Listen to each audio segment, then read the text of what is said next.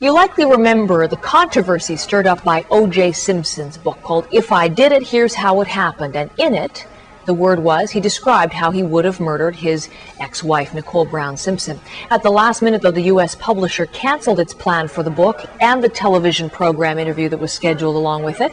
Now a Canadian publisher, Barclay, wants to buy the rights to that book.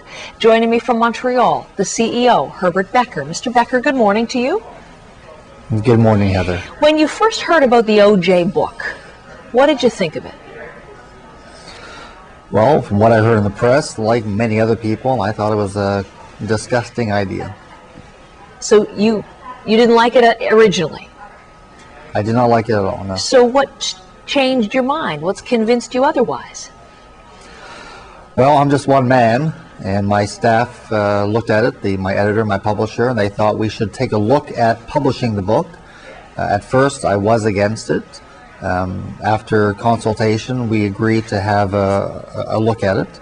After we looked at it, we agreed that we wanted to publish it. And what was it specifically that determined that for you? I think it was more than anything else. We're a publishing company. It's a book that looks like it has great interest. And when there's a book with great interest, then it's a publisher's obligation, if that's what they want to do, is to publish the book. Obligation. Tell me what your sense of that is in this case.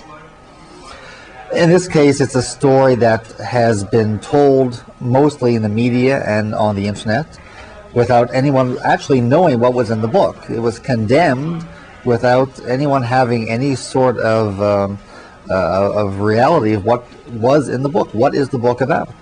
And have you seen the book and seen and read things that have changed your perspective on what is actually inside?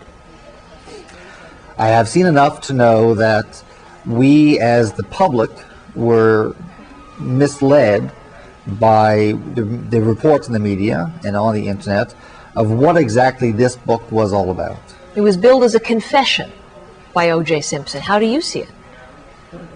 That was how it was billed. In fact, the book was not even written by O.J. Simpson.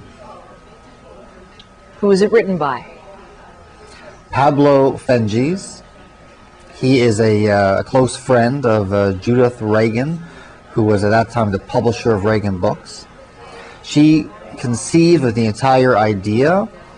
They were able to get O.J. Simpson's permission to use his name and his photograph.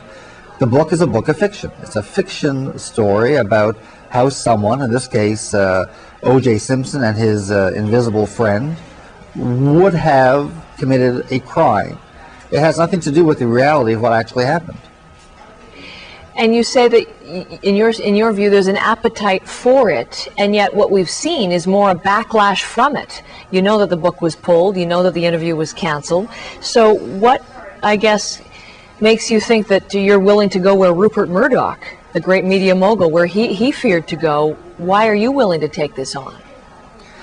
Well, if in fact we publish it, and we have not got there yet, we're close. If in fact we publish it, Barclay is looking to publish a book which is in fact a fiction regarding a possibility of a murder. It's no different than an Agatha Christie novel.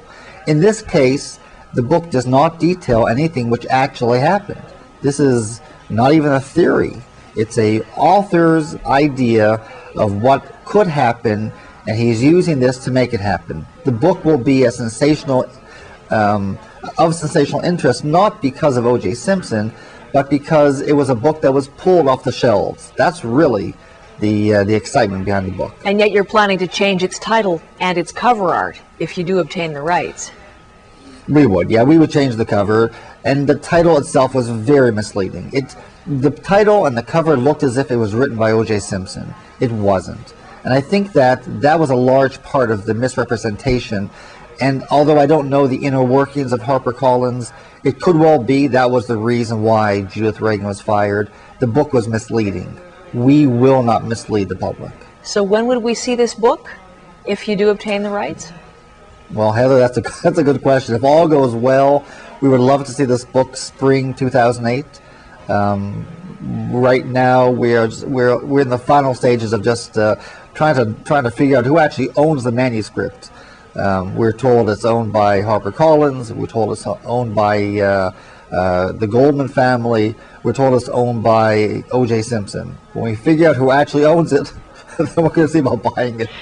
Well, I suspect then, Mr. Becker, that this may not be our final conversation on the matter. I hope you'll come back again as we watch the story of this story develop.